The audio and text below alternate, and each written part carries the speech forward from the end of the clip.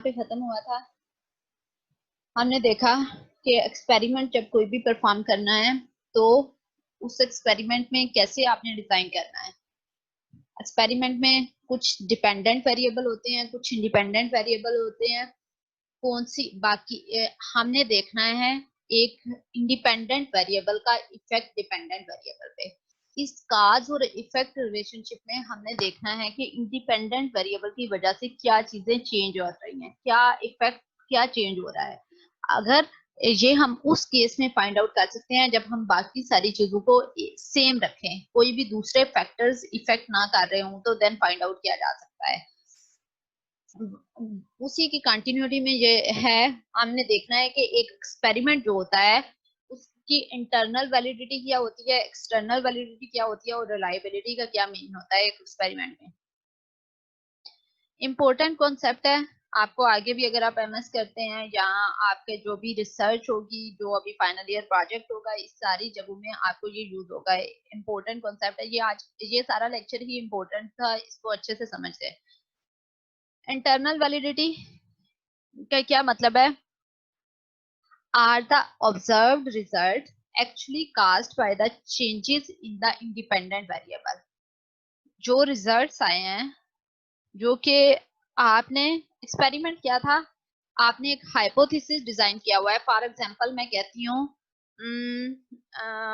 जैसे हमने last example class में एग्जांपल ली थी, मैक का जो मेन्यू बार है वो फास्टर है एज कंपेयर टू विंडोज के मेन्यू बार के। ये एक हाइपोथेसिस है। देन हमने एक्सपेरिमेंट परफॉर्म किया। अगर मैं खुद से कह देती हूँ तो मेरी बात पे कोई भी बिलीव नहीं करेगा। मुझे उसको ये प्रूव उसको अगर मैं कह रही हूँ तो मुझे कोई प्रूफ देना होगा। मैंने एक एक्सपेरिमेंट परफॉर्म किया, उसके रिजल्ट की बेस पे ये बात कह रही हूँ। अब मैं खुद से सपोज नहीं कर सकती, तो उसको प्रूव करने के लिए मैंने एक्सपेरिमेंट किया। एक्सपेरिमेंट परफॉर्म करके मैंने रिजल्ट्स फाइंड आउट किए। अब मेरे एक्सपेरिमेंट्स की इंटरनल वैलिडिटी क्या होगी? एक्सपेरिमेंट जो है वो इंटरनली वैलिड होना चाहिए, एक्सटर्नली वैलिड होना चाहिए और रिलायबल होना चाहिए। अब इन तीनों टर्म्स का क्या मतलब है? इंटरनल वैलिडिटी का मतलब क्या है?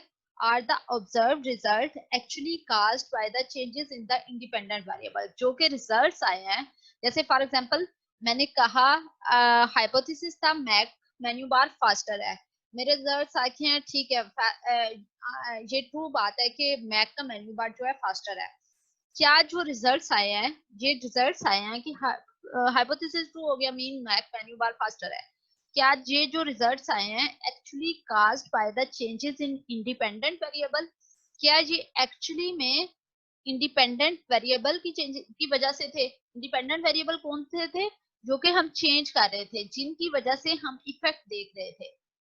यहाँ पे इंडिपेंडेंट वेरिएबल कौन से थे? मैक का मेन्यू बार और विंडो का मेन्यू बार। दो डिफरेंट मेन्यू बार हम चेंज कर रहे थे और हम इफेक्ट देख रहे थे कौन सा मेन्यू बार ज्यादा फास्टर है। हमने इफेक्ट देख के कंक्लूड कर लिया कि मैक का मेन्यू बार फास्टर है। हाँ, अब हम इंटरनल एक एक्सपेरिमेंट इंटरनली वैलिड होना चाहिए। इस बात का ये मतलब है कि जो रिजल्ट्स आते हैं वो रिजल्ट्स एक्चुअल में इंडिपेंडेंट वेरिएबल की वजह से होने चाहिए। ये ना हो कि वो किसी और रीजन की वजह से आए। जैसे कि प्रीवियस एग्जांपल्स में हमने देखा था लास्ट क्लास में कि चेंजेस जो होती हैं वो किसी और वजह से भी हो सकती हैं। जैसे एक प्लांट की एग्जांपल थी, उसमें अगर मैं कंक्लूड कर देती हूँ, हाइपोथेसिस था कि फॉर एग्जांपल कोक से प्लांट की ग्रोथ ज्यादा होती है, और मैं कंक्लूड कर देती हूँ हाँ कोक की वजह से प्लांट की ग्रोथ ज्यादा होती है, और उसमें एक्चुअल में क्या ये जो रिजल्ट्स आए वो इंडिपेंडेंट वेरिएबल की वजह से एक्चुअल में जस्ट कोक की वजह से हो रहे थे, या हो सकता है कि वहां पे सन एक्सपोजर ज्यादा था, उस पौधे को मिल रहा था, उस पौधे को मट्टी ज्यादा फर्टिलाइजर्स थे उसमें, और उसके अलावा उसका पॉट साइज बड़ा था, या और कुछ वेरिएबल थे और कुछ चीजें थी जिसकी वजह से ये रिजल्ट्स आए कि उस पौधे की ग्रोथ ज्यादा हो गई रेदर देन इंडिपेंडेंट वेरिएबल जो कि पेप्सी थी। जिस तो हमने कंक्लूड कर लिया कि पेप्सी की वजह से प्लांट की ग्रोथ ज्यादा हो रही है, हालांकि वो इस रीजन से नहीं था, वो किसी और रीजन की वजह से। ये वाली बात, तो अगर ये केस होता है तो इस केस में मेरा एक्सपेरिमेंट इंटरनली वैलिड नहीं है।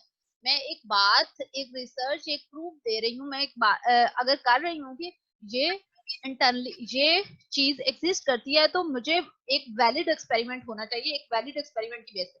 फॉर एग्जांपल आपने रिजल्ट निकाली है, एक तो सपोज करें आपकी बात पे कोई बिलीव, सिंपल मैं अगर वो कर देती हूँ कि मैक का मेन्यू बार जो होता है वो फास्टर होता है, तो मेरी बात पे कोई बिलीव नहीं करेगा। मुझे उसके लिए मुझे एक वैलिड एक्सपेरिमेंट परफॉर्म करके रिजल्ट लेने हैं। अब अगर मैंने एक्सपेरिमेंट परफॉर्म करके रिजल्ट फाइंड आउट कर लिए हैं, तो देन मेरे एक्सपेरिमेंट में भी पॉइंट आउट किया जा सकता है। जैसे आपका फाइनल ईयर प्रोजेक्ट होगा, आप अपने फाइनल ईयर प्रोजेक्ट में रिजल्ट्स निकालोगे कुछ। अब वो रिजल्ट्स आपने कैसे फाइंड आउट किए आपसे पूछा जाएगा। अब वो रिजल्ट्स अगर आप कहते हो कि आपने एक्सपेरिमेंट परफॉर्म किया, आपने फील्ड स्टडी की, या आपने सर्वे किया, या किसी भी वे में आपने जिस वे में भी रिजल्ट्स फाइंड आउट किए, अब मैं उस वे पे पॉइंट आउट कर सकती हूँ कि वो तो आपका वे जो था वो इंटरनली वैलिड ही नहीं था। ये रिजल्ट्स जो है वो एक्यूरेट नहीं है, क्योंकि आपका एक्सपेरिमेंट जो है वो ना तो इंटरनली वैलिड था, ना एक्सटर्नली वैलिड था, या रिलायबल नहीं था। अब इंटरनल वैलिड के केस में क्या होता है कि जो आपके रिजल्ट्स हैं वो किसी और वेरिएबल की वजह से इफेक्ट ना हो रहे हों, बल्कि वो सिर्फ इंडिपेंडेंट वेरिएबल के इफेक्ट को शो कर रहे हो। इसके हम आगे एग्जांपल देख लेते हैं। जस्ट इस स्लाइड पे अभी समझ ले कि इन तीनों में होता क्या है। एक्सटर्नली वैलिड का क्या मतलब है? Can the observe results be generalized to the outside world? Internal valid का में हमने कहा कि जो रिजल्ट्स आए हैं वो एक्चुअल में इंडिपेंडेंट वेरिएबल की चेंज की वजह से हो रहे हैं। जैसे कि प्लांट वाली एग्जांपल में पेप्सी के चेंज होने की वजह से ग्रोथ चेंज हो रही है, जो कोई और चीज है जैसे सन एक्सपोजर है, पोर्ट साइज है, फर्टिलाइजर्स है, उनकी वजह से तो नहीं हो रही। एक्चुअल में इंडिपेंडेंट वेरिएबल के चेंज होने की वजह से हो रही है। अगर एक्चुअल में हो रही है तो ये इंटरनल वैलिड है। अगर किसी कोई और फैक्टर्स भी इन्वॉल्व है तो वो मेरा एक्सपेरिमेंट इंटरनली वैलिड नहीं है। एक्सटर्नल वैलिड के केस में क्या होता है? जो रिजल्ट्स आपके एक्सपेरिमेंट से आए हैं, अब एक्सपेरिमेंट फॉर एग्जांपल मैंने 40 यूजर्स को बुलाया, 20 को मैंने मैक का वाला यूज करवा के देख लिया, 20 यूजर से मैंने कोई और सिस्टम यूज करवा के देख लिया, और 40 पीपल पे एक्सपेरिमेंट परफॉर्म करके मैंने रिजल्ट फाइंड आउट कर लिया। या आपका फाइनल ईयर प्रोजेक्ट है, आपने 20 लोगों पे, अपनी क्लास के स्टूडेंट्स पे फॉर एग्जाम्पल आपने 20 स्टूडेंट अपने साथ वाले लोगों को लिया, आपने उन पे एक्सपेरिमेंट परफॉर्म किया, उनसे अपनी एप्लीकेशन जो भी आपने बनवाया है वो यूज करके आपने रिजल्ट फाइंड आउट कर दिए, तो क्या वो एक्सटर्नली वैलिड है?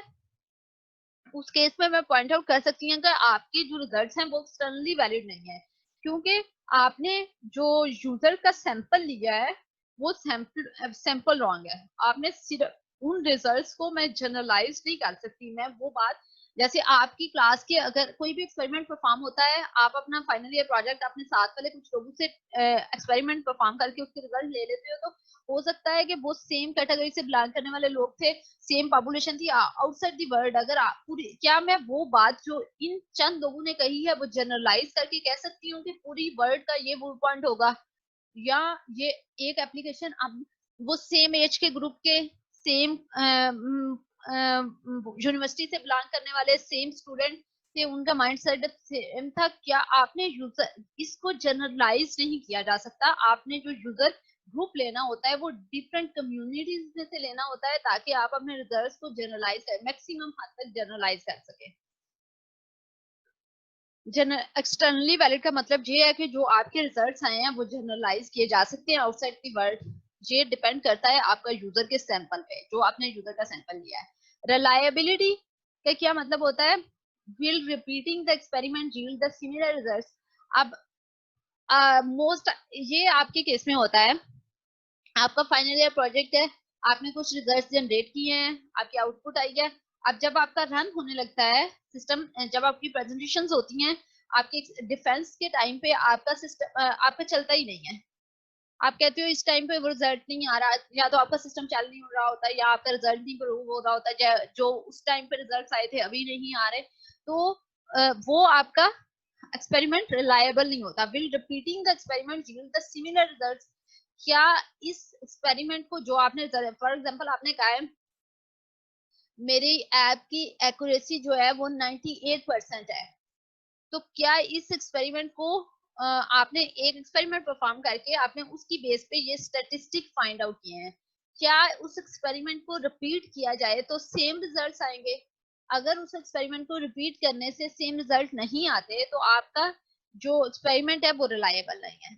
तो यहाँ पे क्या बात हुई, सबसे पहले कि हम हाइपोथेसिस बनाते हैं, हाइपोथेसिस बनाने के बाद हमारे क्या करते हैं, उसको independent dependent variable find out करते हैं, और कुछ कंपाउंडिंग वेरिएबल होते हैं जो इफेक्ट कर रहे होते हैं, जिनको चेंज नहीं करना होता, जिनको हम सेम रखते हैं। जो अब हम देखते हैं कि इंडिपेंडेंट वेरिएबल का इफेक्ट डिपेंडेंट वेरिएबल पे क्या हो रहा है। उसमें आप क्या करते हो, एक्सपेरिमेंट में कुछ टास्क डिफाइन कर लेते हो, इम्प्लीमेंटेशन आपने कहाँ करवानी है, यूजर कौन से लेने हैं जिनसे आपने एक्सपेरिमेंट जिन पे परफॉर्म करना है, और उसके अलावा आपने मेजर क्या करना है, जैसे टाइम मेजर करना है या एरर रेट मेजर करना है, क्या चीजें मेजर करनी है, वो आपने सारी चीजें डिफाइन कर ली होती हैं एक एक्सपेरिमेंट में। देन उसके बाद आपका एक्सपेरिमेंट, आपके रिजल्ट्स आ गए हैं। अब रिजल्ट्स जो है, आपका एक्सपेरिमेंट इंटरनली वैलिड होना चाहिए, एक्सटर्नली वैलिड होना चाहिए, रिलायबल होना चाहिए। इंटरनली वैलिड का क्या मतलब है, जो रिजल्ट्स आए हैं क्या वो एक्चुअल में इंडिपेंडेंट वेरिएबल की चेंज होने की वजह से या कोई दूसरे फैक्टर्स तो इफेक्ट नहीं कर रहे, दूसरे फैक्टर्स की वजह से तो नहीं ये रिजल्ट आ गए। तो हम एक रॉन्ग बात को प्रमोट नहीं कर सकते, हम रॉन्ग रिसर्च को पब्लिश नहीं कर सकते कि ये एक रॉन्ग बात किसी और चीज की वजह से चेंज हुआ है और हम उसे यहाँ पे एसोसिएट कर देते हैं कि इंडिपेंडेंट वेरिएबल की वजह से ये चेंज आया है। एक्सटर्नली वैलिड का क्या मतलब है, क्या जो आपके रिजल्ट्स आए हैं उनको हम जनरलाइज कर सकते हैं, जो आपने एक्सपेरिमेंट परफॉर्म किया है, आपका यूजर जो था, जो आपका सैंपल था, वो आपने वर्सटाइल डिफरेंट कम्युनिटीज से, डिफरेंट एज ग्रुप से, डिफरेंट जेंडर से, डिफरेंट लोगों से लिया हुआ है, क्या जो रिजल्ट्स थे वो हम जनरलाइज कर सकते हैं, किस हद तक जनरलाइज कर सकते हैं। रिलायबिलिटी, क्या जो रिजल्ट्स आपके एक्सपेरिमेंट को परफॉर्म करने के बाद आए हैं, क्या आप रिपीट कर सकते हो, अगर आप एक्सपेरिमेंट रिपीट करते हो तो सेम रिजल्ट्स आएंगे, ये ना हो कि नेक्स्ट टाइम आप एक्सपेरिमेंट परफॉर्म करो आपके रिजल्ट्स ही चेंज हो जाए, अगर चेंज हो जाए तो वो रिलायबल नहीं होगा।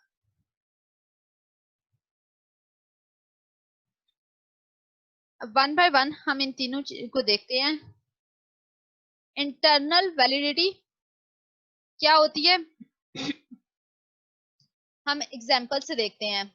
Should we test Mac menu on Mac and window menu bar on the window machine. Last lecture में हम जो एग्जांपल हमने स्टार्ट की थी कि मैक का मेन्यू बार जो है वो फास्टर है, वो टॉप पे होता है मैक का मेन्यू बार, और जो विंडोज का मेन्यू बार होता है वो थोड़ा सा नीचे होता है। अब मैं कह रही हूँ कि जब हम एक्सपेरिमेंट परफॉर्म करते हैं तो हम मैक का जो मेन्यू बार है वो मैक के ही सिस्टम पे टेस्ट करेंगे, और विंडोज का मेन्यू बार विंडोज के सिस्टम पे टेस्ट करेंगे। तो क्या ये एक इंटरनली वैलिड एक्सपेरिमेंट होगा? नहीं। क्यों? क्योंकि जो रिजल्ट्स आएंगे वो कुछ और रीजंस की वजह से हो सकते हैं। अब मैक के यूजर, आप मैक का करेंगे तो मैक के यूजर सिस्टम फास्ट हो सकता है, इसके अलावा मैक के यूजर्स वो यूज टू होंगे, या विंडो का सिस्टम स्लो हो सकता है, और बहुत से रीजंस हो सकती हैं। तो हम सेम सिस्टम पे यूज अगर करेंगे तो वो एक्सपेरिमेंट इंटरनली वैलिड नहीं होगा। Results can be on the basis of other factors, वो फैक्टर्स जो जैसे मैंने आपको प्रीवियस डिफरेंट एग्जांपल्स दी हैं, तो उन फैक्टर्स डिफरेंट और फैक्टर्स की वजह से रिजल्ट्स हो सकते हैं। ये एक इंटरनली वैलिड नहीं एक्सपेरिमेंट नहीं है। कंफाउंडिंग वेरिएबल क्या होते हैं? when an uncontrolled variable has a systematic effect on the results। अब हम मैक्सिमम कोशिश करते हैं दूसरे वेरिएबल्स के इफेक्ट को मिनिमाइज करने की, ताकि जो हमारा रिजल्ट होता है, जो काज और इफेक्ट का रिलेशन हम देख रहे हैं, वो हमारा रिजल्ट जो होता है वो एक्चुअल इंडिपेंडेंट वेरिएबल के चेंज होने की वजह से शो हो रहा हो। लेकिन कुछ हद तक हम मैक्सिमम कोशिश करते हैं उसे मिनिमाइज करने की, लेकिन फिर भी कुछ उसमें इफेक्ट्स रह जाते हैं। कंपाउंडिंग वेरिएबल क्या होते हैं? वो अनकंट्रोल्ड वेरिएबल्स होते हैं जो उनका इफेक्ट होता है रिजल्ट पे, we have to minimize the uncontrolled variables. Experiment हमें अनकंट्रोल्ड वेरिएबल को मिनिमाइज करना होता है। जैसे एक्सपेरिमेंट सेम रूम में करवा लिया, अगर आप एक्सपेरिमेंट दो दो डिफरेंट रूम में करवा रहे हैं, हो सकता है रूम का एनवायरनमेंट डिफरेंट हो तो उसकी वजह से भी कोई ना इफेक्ट आ सकता है। लाइटनिंग डिफरेंट है तो वो भी इफेक्ट आ सकता है। सिस्टम जो आप यूज कर रहे हैं हार्डवेयर, वो एक हार्डवेयर स्लो हो सकती है, एक फास्ट हो सकती है, वो डिफरेंट हो सकता है same time of the day. आप एक मॉर्निंग में करवा रहे हैं और एक इवनिंग में आके, मॉर्निंग वाला फ्रेश टाइम था उस टाइम पे वो ज्यादा बेटर परफॉर्म कर रहे थे, इवनिंग में आके वो सही परफॉर्म नहीं कर रहे, तो ये सारी चीजें दूसरे फैक्टर की वजह से इफेक्ट आ सकता है रिजल्ट्स पे। हमें ये सारे फैक्टर्स को मिनिमाइज करके देखना होता है कि जो इफेक्ट है वो इंडिपेंडेंट वेरिएबल के चेंज करने की वजह से आया है। तो ये इफेक्ट को मिनिमाइज करने के लिए हम same room, same lighting, same machine, same time of the day, हर चीज को सेम करने की कोशिश करते हैं ताकि बाकी सारा इफेक्ट जो वो मिनिमाइज हो सके। हम दूसरी सारी चीज को कह रहे हैं अनकंफाउंडिंग वेरिएबल। काज और इफेक्ट रिलेशनशिप देख रहे हैं। काज क्या है? इंडिपेंडेंट वेरिएबल, जैसे for example Mac menu bar और विंडोज मेन्यू बार। इफेक्ट कौन सा फास्टर है? फास्टर डिपेंडेंट वेरिएबल, जो कि इस पे डिपेंड कर रहा है। अब जैसे प्लांट की एग्जांपल थी, उसमें काज क्या है? Independent variable. काज क्या चीज है? पेप्सी लिक्विड जो दिया जा रहा है, पेप्सी मिल्क या फिर आप जूस से प्रोवाइड कर रहे हैं जो कि प्लांट को लिक्विड दे रहे हैं, कास। और वो इंडिपेंडेंट वेरिएबल होगा। और डिपेंडेंट वेरिएबल क्या होगा? इफेक्ट, आउटपुट जो जो हम मेजर कर रहे हैं, हम देख रहे हैं ग्रोथ ऑफ प्लांट, तो वो डिपेंडेंट वेरिएबल है। इंडिपेंडेंट और डिपेंडेंट वेरिएबल का फर्क आप यहां से भी समझ सकते हैं। हमने देखना है कि काज और इफेक्ट रिलेशनशिप हम देख रहे हैं। इंडिपेंडेंट वेरिएबल और डिपेंडेंट वेरिएबल के दरमियान रिलेशनशिप को देख रहे हैं। वो रिलेशन जो होता है, उस वो रिजल्ट्स जो होते हैं वो डिफरेंट वेरिएबल की वजह से चेंज हो सकते हैं। जो दूसरे सारे फैक्टर्स होते हैं उनको हम कंफाउंडिंग वेरिएबल कहते हैं और उनको हमने मिनिमाइज करने की कोशिश करना होती है। हम ये यहाँ पे इफेक्ट करते हैं, यहाँ पे इफेक्ट कर सकते हैं, हम कोशिश करते हैं कि इनका इफेक्ट मिनिमाइज हो ताकि जो रिजल्ट्स आए वो एक्चुअल में ये रिजल्ट, ये काज और इफेक्ट के रिलेशन को वो डिपिक्ट कर रहे हो, रादर देन कि वो दूसरे फैक्टर्स की वजह से हो जाए। अच्छा, इसकी मैं कंफाउंडिंग वेरिएबल की एक और आपको एग्जांपल बताती हूँ। Does eating ice cream make you more prone to drowning? Ice cream खाने से डूबने के चांसेस क्या ज्यादा हो जाते हैं? क्या कोई रिलेशनशिप एग्जिस्ट करता है ऐसा? फॉर एग्जाम्पल एक बात कर रहे हैं जन्नत जी, क्या आइसक्रीम खाने से डूबने के चांसेस ज्यादा हो सकते हैं? अब यहाँ पे एक्स एक्सिस पे देखें, यहाँ पे एक्स एक्सिस पे कंजम्पशन ऑफ आइसक्रीम लिखी हुई है और वाई एक्सिस पे डेथ रेट, ड्रोविंग डेथ्स लिखी हुई है, डूबने से जो डेथ हुई है। अब जब ड्रा किया गया आइसक्रीम की कंजम्पशन को और डेथ, ड्रोविंग डेथ को, तो उनके दरमियान डायरेक्टली प्रोपोर्शनल का रिलेशन पाया जाता है। मींस जब जैसे आइसक्रीम की कंजम्पशन ज्यादा होती जाती है, डेथ रेट भी ज्यादा होते जाते हैं। तो यहाँ पे क्या हम ये, अब इनके दरमियान डायरेक्टली रिलेशन है, जैसे आइसक्रीम की कंजम्पशन ज्यादा होती है, डूबने से डेथ रेट जो है वो ज्यादा हो जाते हैं। तो क्या हम ये कंक्लूड इधर से कर सकते हैं कि आइसक्रीम खाने से डेथ जो है वो डूब, इंसान डूब जाता है? क्या हम ये कर सकते हैं? यहाँ पे नजर तो ये आ रहा है। अब मैं बार बार, अब यहाँ पे ये एक्सपेरिमेंट जो है ये यहाँ पे इंटरनल वैलिडिटी नहीं है। यहाँ पे जो इफेक्ट है, जो सामने चीज नजर आ रही है, उसके बिहाइंड जो दूसरे फैक्टर्स थे जो कंफाउंडिंग वेरिएबल है, उनके इफेक्ट की वजह से ये चीज शो हो रही है। अब अगर आप बाकी सारी चीजों को मिनिमाइज नहीं करते तो हमारे रिजल्ट जो होते हैं वो रियलिटी को डिपिक्ट नहीं कर रहे होते। ये एग्जांपल दिखाने का मतलब इसलिए मैंने आपको शो करवाई है। अब यहाँ पे क्या होता है एक्चुअल में, आइसक्रीम लाइक समर में ज्यादा आइसक्रीम कंज्यूम होती है और जो स्विमिंग होती है वो भी समर में ज्यादा होती है। विंटर में तो कोई स्विमिंग करने नहीं जा रहा होता, समर में स्विमिंग करने आप लोग ज्यादा जा रहे होते हैं और समर में आइसक्रीम भी ज्यादा कंज्यूम हो रही होती है। तो हो सकता है इस वजह से जब स्विमिंग ज्यादा करेंगे तो वो डेथ स्विमिंग की वजह से हो सकती है।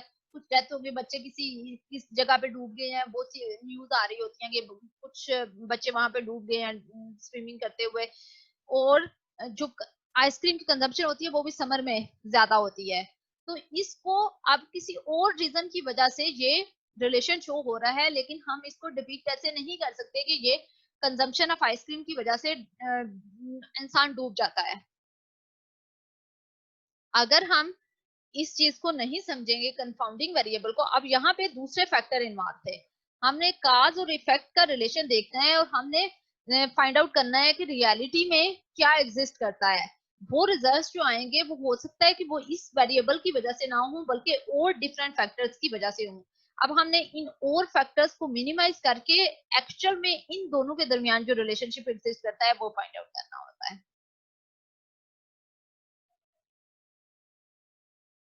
यहाँ पे देखें आइसक्रीम कंजम्पशन और ड्रॉविंग का हमने डायरेक्ट रिलेशनशिप देखना था, तो वो डायरेक्ट रिलेशनशिप देखा आपका वो शो हो रहा है कि हाँ आइसक्रीम ज्यादा होने से ड्राइविंग भी ज्यादा होती है। लेकिन अब ये रिलेशन जो था वो इस वजह से नहीं था, वो कुछ और वेरिएबल की वजह से था। समर में जो है वो आइसक्रीम भी ज्यादा कंज्यूम होती है और समर में स्विमिंग भी ज्यादा की जाती है जिसकी वजह से ड्रोविंग हो सकती है, तो वो ये किसी और फैक्टर के कंफाउंडिंग वेरिएबल की वजह से शो हो रहा था। अच्छा, कोक वर्सेस पेप्सी, एक एक्सपेरिमेंट हुआ इंटरनली इनवैलिड। इंटरनल वैलिड का मैंने आपको क्या बताया, क्या होता है इंटरनल वैलिड एक्सपेरिमेंट, जिसमें जो रिजल्ट्स होते हैं वो इंडिपेंडेंट वेरिएबल के चेंज की वजह से आ रहे होते हैं, रेदर देन दूसरे सारे वेरिएबल जो कंफाउंडिंग वेरिएबल है उनका इफेक्ट नहीं होता, उनको मिनिमाइज किया होता है। जो रिजल्ट्स होते हैं वो रियलिटी को डिपिक्ट कर रहे होते हैं, जस्ट इंडिपेंडेंट वेरिएबल के चेंज होने की वजह से शो हो रहे होते हैं। अब एक एक्सपेरिमेंट परफॉर्म हुआ जो कि अब मैं बताती हूँ कि ये यहाँ पे इंटरनल इनवैलिड एक्सपेरिमेंट क्या है। थोड़ा आहिस्ता बोल रहे। okay. पेप्सी वो ने चैलेंज किया कि पेप्सी ज्यादा बेटर होती है। एक एक्सपेरिमेंट परफॉर्म किया, जैसे 50 लोगों को बुलाया गया एक हाल में, सबके सामने एक दो दो ग्लास पड़े हुए हैं, दो ग्लास में एक में पेप्सी एक में आपने कोक रखी हुई है। आपको शो नहीं हो रहा कौन सी पेप्सी है कौन सी कोक है, ग्लासेस में पड़ी हुई है कोक और पेप्सी। 50 लोग हैं और हर बंदे के सामने दो दो ग्लास हैं, एक में पेप्सी है और एक में कोक है। हर सिप टेस्ट परफॉर्म किया गया। सिप टेस्ट मतलब हर पर्सन ने एक एक सिप लेना है हर ग्लास में से।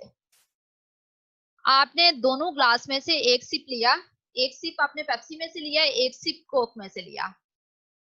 तो जब एक सिप लिया गया तो उसमें उन लोगों ने, आपने बताना है कौन सा ज्यादा, किसका टेस्ट बेटर है। ये एक एक्सपेरिमेंट एक्चुअल में रियल में परफॉर्म किया गया था। तो आपके सामने दो ग्लास पड़े हुए हैं, आपने दोनों में से एक एक सिप लिया और बताना है कौन सा आपको टेस्ट बेटर लगा हुआ है। तो यूजर आते जा रहे हैं, वो दोनों ग्लास में से एक एक सिप ले रहे हैं और सिप लेके वो बता देते हैं कि कौन सा उसे ग्लास बेटर लगा है, और आपके सामने शो नहीं हो रहा कौन सी पेप्सी है कौन सी कोक है। तो ये सिप टेस्ट में पेप्सी जीत गई, मीन्स लोगों ने पेप्सी को ज्यादा लाइक किया। इसका क्या था, it was however shown that in one sip people liked Pepsi but on gross level Coke was preferred। जब क्यों सिप के लेवल पे जब एक सिप लिया जाता है तो पेप्सी का टेस्ट लोगों को बेटर लगा, लेकिन जब कंप्लीट ग्लास जो है वो लिया जाता है तो वो कोक ज्यादा बेटर, लोग प्रेफर करते हैं कोक लेना। पेप्सी जो होती है उस स्वीटर, इसमें शुगर थोड़ी ज्यादा होती है, ये थोड़ी ज्यादा मीठी होती है। अब ये सिप टेस्ट परफॉर्म किया गया पेप्सी की तरफ से। पेप्सी वालों ने सिप टेस्ट परफॉर्म किया जिसमें उन्होंने जस्ट एक एक सिप लेने के लिए यूजर को कहा गया और उसकी बेस पे उन्होंने रिजल्ट फाइंड आउट कर लिए कि जो पेप्सी है वो लोग ज्यादा लाइक करते हैं। ये जो एक्सपेरिमेंट था ये इंटरनली इनवैलिड है। इंटरनली इनवैलिड कैसे है, जैसे उन्होंने अब फर्स्ट सिप में उन्हें अच्छा लगा है, लेकिन यहाँ पे इन्वॉल्व क्या चीज थी, जब ग्लास कंप्लीट लेते हैं तो वो कंप्लीट ग्लास जो था वो कोक का ज्यादा प्रेफर किया जाता है। ये जो फर्स्ट सिप में तो स्वीट ज्यादा स्वीट जो होती है वो भी ठीक लग जाती है, लेकिन जब कंप्लीट उसे लिया जाता है तो वो प्रेफर नहीं किया जाता। इस एक्सपेरिमेंट की डिटेल आपको यहाँ पे मिल जाएगी, जहाँ पे आप स्लाइड पे जाके क्लिक करेंगे तो एक लिंक ओपन हो जाएगा जिसमें आपको इस एक्सपेरिमेंट की डिटेल मिल जाएगी, ये कब हुआ था कैसे परफॉर्म हुआ था।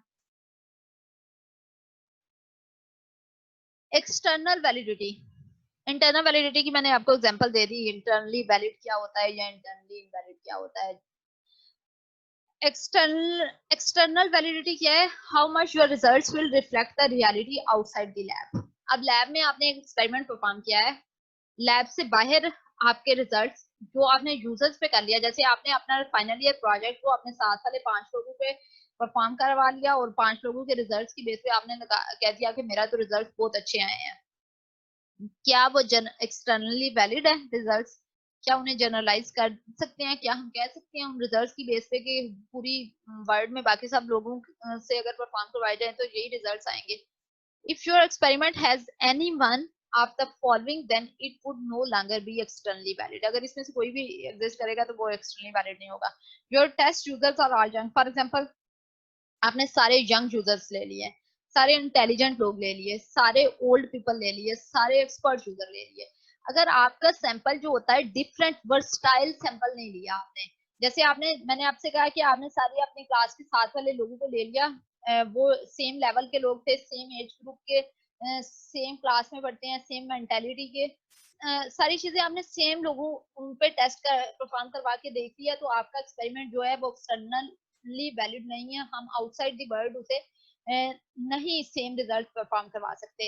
अगर आपके टेस्ट यूजर जो हैं आपने सारे यंग सब इंटेलिजेंट या सेम ग्रुप में से ले लिए, सारे ओल्ड ले लिए, वो भी एक्सटर्नली वैलिड नहीं है। सब एक्सपर्ट यूजर ले लिए, वो भी एक्सटर्नली वैलिड। आपने डिफरेंट ग्रुप्स डिफरेंट कम्युनिटीज में से सिंगल सिंगल यूजर्स को लेना होता है ताकि आपके रिजल्ट्स जो हैं वो टोटल पूरी पॉपुलेशन को डिपिक्ट कर रहे हो। If your implementation is very different from the real system, अगर आपकी इम्प्लीमेंटेशन जो है वो रियल सिस्टम से बहुत, जैसे मैंने इम्प्लीमेंटेशन की बात की थी, जब एक्सपेरिमेंट परफॉर्म करते हैं तो हम यूजर सेलेक्ट करते हैं। इम्प्लीमेंटेशन जैसे मैंने कहा था कि अगर मैक का सिस्टम है तो मैक के मेन्यू बार को मैक के सिस्टम पे और विंडोज के मेन्यू बार को विंडोज के सिस्टम पे यूज करने की बजाय हम क्या करते हैं, हम एक टेस्ट इम्प्लीमेंटेशन का software, test software, dummy software बना लेते हैं, जिनपे हम एक में मेन्यू बार जो है टॉप पे दे देते हैं और एक पे थोड़ा सा स्लाइटली लो, जैसे वो y is equal to 16 pixel मैंने बात की थी, तो हम थोड़ा सा उसे नीचे ले आते हैं, वो क्योंकि विंडो वाला नीचे होता है, तो उससे टेस्ट कर लेते हैं। तो जो आपकी इम्प्लीमेंटेशन आपने परफॉर्म करवाई है, जो आपने इम्प्लीमेंटेशन बनाई है अपने एक्सपेरिमेंट को, ये हम क्यों कर रहे थे? हम कंपाउंडिंग वेरिएबल को मिनिमाइज करने के लिए कर रहे थे, जो डमी इम्प्लीमेंटेशन बना रहे थे। हम रियल सिस्टम पे इम्प्लीमेंटेशन करवा सकते थे, लेकिन उस केस में हमारा जो एक्सपेरिमेंट था वो